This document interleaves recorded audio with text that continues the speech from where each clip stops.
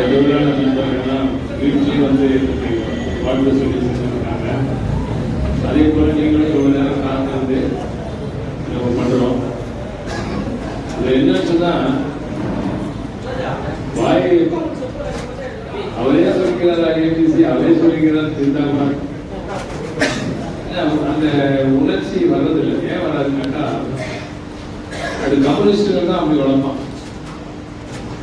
பட்டி போட்டு 10 கிலோமீட்டர் நடந்து 10 ரூபாய் வாங்கினா ஒருத்தர் சைக்கிள் வருவான். ராஜாராம் பார்த்திருக்கியா? ஒவ்வொருத்தரா சைக்கிள் வருவான். அந்த விழாக்களை வந்து அடையவையும் கோஷம் போட்டுட்டு இந்த கை இருக்கு பாருங்க, வலிக்கிறது போடுவோம். நம்ம என்ன சொன்னாலும் போட மாட்டோம். காரணம் என்னன்னாக்கா நிழலின் அறுவை வெயிலில் போனால் தெரியும். நம்ம ஊர் எக்ஸ்பீரியன்ஸ் ஒரு காலத்துல 40 வருஷத்துக்கு முன்னால பயங்கரமான பனி குளிர். இப்ப என்ன போச்சு, அப்படியே ஆப்போசிட் ஆயிடுச்சு. அதனால நம்ம புத்திரிஸ்டாண்டர் மாதிரி போலாம் பழைய நிலையில் போக வேண்டியது. அதுல நீங்க எல்லாரும் நம்முடைய வாழ்த்துக்கள் தான் என்னை மேலும் மேலும் பணியாற்றுவதற்கு உந்துகோலாக இருக்கிறது. அதுதான் உண்மை.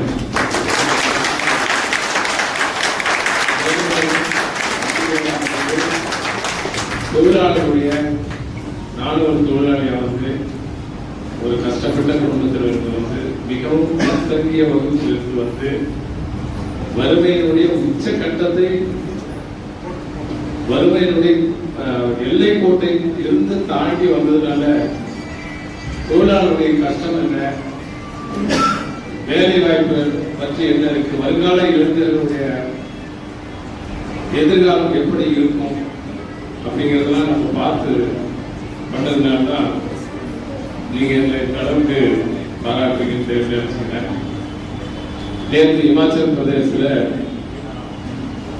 நம்முடைய பிளான் இருக்கு, தெரியும் உங்களுக்கு. அங்க செட்டில்மெண்ட் முடிஞ்சது. இந்த செட்டில்மெண்ட் பாத்தீங்கன்னா நேற்றுக்கு நீங்களாம் பட்டாசு வச்சு மகிழ்ச்சியை கொண்டாடி இருக்கீங்க. அதுக்கப்புறம் போன தடவை இங்க செட்டில்மெண்ட் போனதை வச்சு மைசூர்ல நல்ல மகிழ்ச்சியை கொண்டாடுறீங்க. அதுக்கெல்லாம் காரணம் என்னன்னா இன்னும் ஒரு வருஷத்துல செட்டில்மெண்ட் இருக்கு. அதனால நம்ம அதையும் எப்படி பண்ண போறோம் அப்படிங்கிறதுக்கு இதெல்லாம் வந்து ஒரு முன்னெச்சரிக்கையா நாங்கள் தயாராக இருக்கணும்.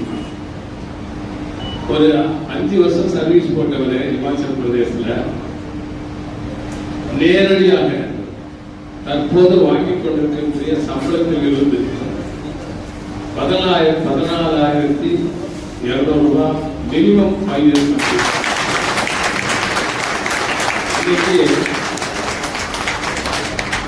அரசினுடைய நிர்ணயிக்கப்பட்ட சம்பளமே 14,000 தான். அது இமாச்சல்ல 12,000 தான். மினிமம் வேஜஸ் 12,000 தான். இந்த மினிமம் வேஜஸ் வச்சு இனி வருங்காலங்களில் கண்டிப்பா ஓட்ட போறாங்க. அதுல நம்ம பிள்ளைகள்லாம் மாட்ட போறாங்க. அதுதான் உண்மை. வருங்காலத்துல நல்ல காலேஜ் ஸ்கூல் ஓப்பனிங் டைம், நல்ல ஸ்கூலை பார்க்கணும், நல்ல காலேஜை பார்க்கணும். எதுக்காக பார்க்கணும்னாக்கா நம்ம படிக்கலாம் கூட நம்ம பட்ட கஷ்டம் நம்முடைய பிள்ளைகள் நம்முடைய வாரிசுகள் படக்கூடாது. அதனால அவங்களுக்கு வந்து ஒரு நல்ல பேஸ் அமைச்சு கொடுக்கணும், ஒரு நல்ல அடித்தளத்தை அமைச்சு கொடுக்கணும், கல்வியை கொடுக்கணும். சமுதாயத்தில் அவங்க வந்து நிமிர்ந்து நிற்கணும்னு சொன்னாக்கா நம்முடைய கஷ்டங்கள் எல்லாம் அவர்களுக்கு கொடுக்கணும். அந்த அடிப்படையில் தான் நம்ம பண்ணிட்டு இருக்கோம். ஆனா நாளைக்கு இன்ஜினியரிங் படிச்சவங்க இன்னைக்கு இதே 12,000 ரூபாயில நம்ம கம்பெனிலேயே வேலை செய்யறாங்க. இன்ஜினியரிங் படிச்சவன் ரோட்ல மேசன்ரி ஒர்க் பண்றான், சித்தால வேலை பண்றான். எப்படி பல பிரச்சனை நம்ம நாட்டில் இருக்குன்னா 4ஆம் தேதி தேர்தலுடைய ரிசல்ட் வரப்போகுது. எந்த அரசாங்கம் வரப்போகுதுன்னு தெரியல. எந்த அரசாங்கம் வந்தாலும் நமக்கு என்ன நடக்க போகுதுன்னு தெரியல. நடக்கிறது தான் தெரிஞ்சுக்கிட்டு தானே இருக்கணும். தேர்தலுக்கு முன்னாலே நம்ம அரசாங்கங்கள் நமக்கு என்னென்ன பண்ணுது, எப்படிப்பட்ட உரிமைகளை நாம் விட்டுக் கொடுத்து கொண்டிருக்கின்றோம். தொழிற்சங்கங்கள் தங்களுடைய பார்கெனிங் பவரை லூஸ் பண்ணிட்டு இருக்கு. நம்முடைய பார்கெனிங் பவரை நம்ம வந்து லூஸ் பண்ணிட்டு இருக்கோம். எந்த அரசும் அதை பற்றி கவலைப்படுற மாதிரி இல்லை. அது நமக்கு நாம் ஒரு கட்டமைப்பை அமைத்துக் கொண்டு அந்த கட்டமைப்பின் அடிப்படை கட்டுப்பாடோடு இருந்து நாம் நம்மை வளர்த்துக் கொண்டு நமது நிறுவனத்தையும் வளர்த்துக் கொண்டு நம்முடைய பரம்பரை நம்முடைய எதிர்கால சந்ததிகளையும் வளர்க்க வேண்டியது ஒவ்வொரு இந்திய குடிமகனின் ஒவ்வொரு தொழிலாளருடைய தலையாய கடல். அதனால நீங்க 14,200 வாங்கணும். ஹையஸ்ட் எவ்வளவு தெரியுங்களாங்க? 17 வருஷம் தான் சர்வீஸ். 16,000 ரூபாய். ஒரு 17 வருஷம் சர்வீஸ் போட்ட எம்ப்ளாய்க்கு தற்போது வாங்கக்கூடிய சம்பளத்தை விட தற்போது இருக்கக்கூடிய சூழலில் 16,000 ரூபாய் நம்ம வாங்கி இதை எப்படி முடியுது? உங்களுக்கே தெரியும் மார்க்கெட் நிலைமை என்ன. இன்னைக்கு இவி வெஹிக்கிள், இன்னைக்கு வந்து ஐசியூ வரோம், இதுக்கு மேலே போகிறோம். அரசாங்கம் கொடுக்கக்கூடிய சப்சிடிலாம் கட் பண்ணிட்டாங்க. திரும்ப கொடுக்க போறாங்க, அது எப்படி கொடுக்க போறாங்கன்னு தெரியல. இதெல்லாம் இருந்தும் கூட நம்முடைய மரியாதைக்குரிய சேர்மன் எமரேட்ஸ் வேணு சீனிவாசன் அவர்கள், நம்முடைய சுதர்சன் வேணு அவர்கள், தொழிலாளர்கள் என்னுடைய இன்வெஸ்ட்மெண்ட், நான் இன்வெஸ்ட்மெண்ட் அது ஒன்றும் அழிவு கிடையாது அப்படின்னு நம்மளுக்கு சொல்லி இந்த அளவுக்கு நமக்கு கொடுக்குறாங்க. நாம் வந்து இங்க அவ்வளோ சொல்லியிருக்கேன், திரும்பி நான் சொல்லி ஆகணும்ல. வந்த நான் இருக்கிற காரணம் என்ன, எப்படி அப்படின்னு ஒரு 5 ரூபாய் தினக்கூலி வேஜஸ்க்கு வந்துட்டு இந்த நிறுவனத்தில் பர்மனெண்ட் ஆகி அதுக்கு பிறகு தொழிற்சங்கத்தில் வந்து பல்வேறு போராட்டங்களுக்கு மத்தியிலும் பல்வேறு இடைஞ்சல்களுக்கு மத்தியிலும் ஏதோ அப்படியே காலத்தை ஓட்டிட்டு வந்துட்ட பிறகு இன்னைக்கு மைசூர்ல, இமாச்சல்ல, இந்தோனேஷியாவில் அங்க இருக்கக்கூடிய தொழிலாளர்களுடன் நெருங்கி பழகி அவர்களுடைய வாழ்க்கை தரத்தை மேம்படுத்துவதற்காக உழைத்துக் கொண்டிருப்பதால் அந்த உழைப்பிற்கு கிடைத்த வெற்றிகள் தான் உங்களுக்கு கிடைக்கக்கூடிய அந்த சம்பள உயர்வு செல்கிறது. எல்லாருக்கும் பேங்க்ல கிரெடிட் ஆயிடுச்சு. பிபிஐ 51,000 ரூபாய் பிபிஐ வாங்குறோம். போனஸ் கிட்டத்தட்ட 80,000 ரூபாய் வாங்குறோம். அதுக்கப்புறம் இடையில எஜுகேஷனல் வாங்குறோம். அதுக்கு அருமையான கேன்டீன், யூனிஃபார்ம்லாம் நீங்க ரொம்ப கஷ்டமா இருக்கிறீங்க, உடனே மாற்றிட்டாங்க. பழைய யூனிஃபார்முக்கு இப்போ வந்தாச்சு. அதில் ஏதாவது ப்ராப்ளம் இருந்தால் நீங்கள் உடனே வந்து என்கிட்ட சொல்லலாம்.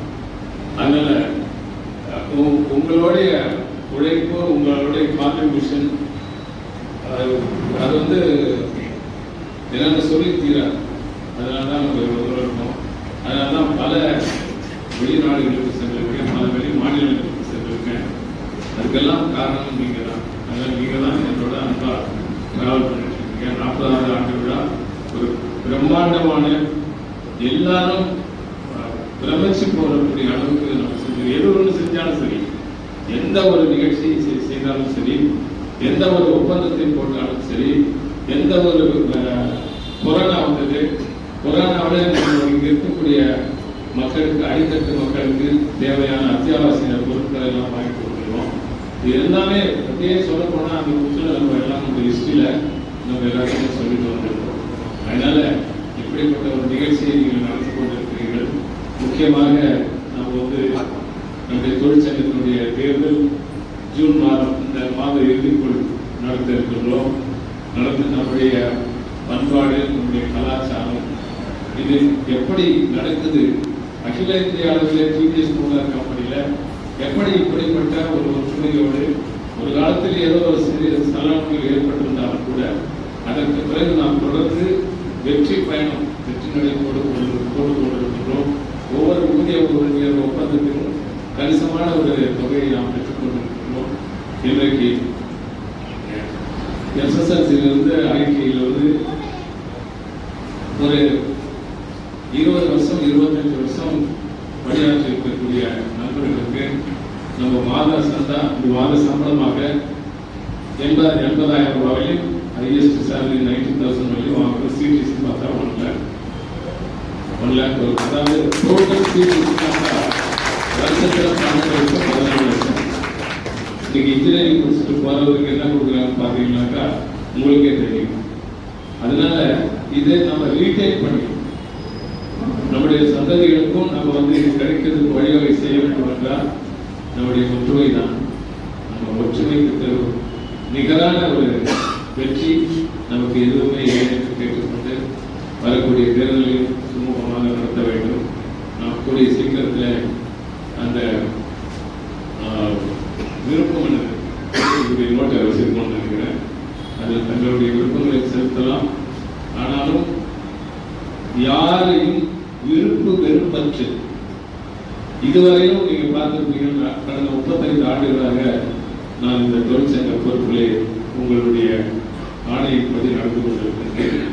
எந்த இடத்திலும் எந்த ஜாதியோ மதத்தையோ மொழியையோ சொந்தத்தையோ பந்தத்தையோ எந்த இடத்திலும் நாம் இதுவரையும் அறிமுகப்படுத்தியிருக்கிறோம். அதுதான் ஒரு ஃபார்முலா. இந்த ஃபார்முலாவில் நம்ம 5 ஆஃபீஸர் வேணும், 30-35 கமிட்டி மெம்பர்ஸ் வேணும். அது யாருமே செய்யாத அளவுக்கு சயின்டிஃபிக்காக செய்யணும். எந்த ஊர்ல நீங்க சீக்ரெட் பேரண்ட் வச்சா கூட அந்த அளவுக்கு ஒரு நல்ல குடம் போட்ட தங்கங்களை பொறுக்கி எடுக்க முடியாது. ஒருத்தரும் இவ்வளவு தூரம் டிராவல் பண்ணியிருக்கீங்க. எல்லாருக்கும் எல்லா உரிமைகளும் உண்டு.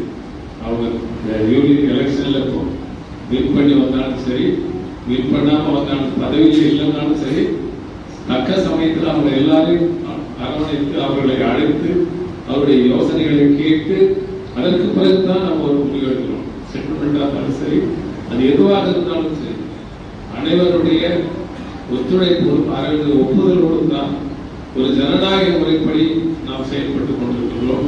இந்த செயல்பாடு தொடர்ந்து இருக்க வேண்டும். சில நிறுவனங்களில் என்ன நடக்குதுன்னு உங்களுக்கே தெரியும், சொல்ல வேண்டிய அவசியம் இல்லை. ஆனால் நம்மை நாமே காப்பாற்றிக் கொள்ள வேண்டிய செயல்பாட்டில் இருக்கின்றோம். என்னுடைய பிறந்த நாளில் உங்கள் எல்லோருக்கும் எனது மனமார்ந்த நன்றியையும் வாழ்த்துக்களையும் தெரிவித்துக் கொள்கிறேன். மழை நிறைவேற்றிருக்கு. ஜெய் ஹிந்த்.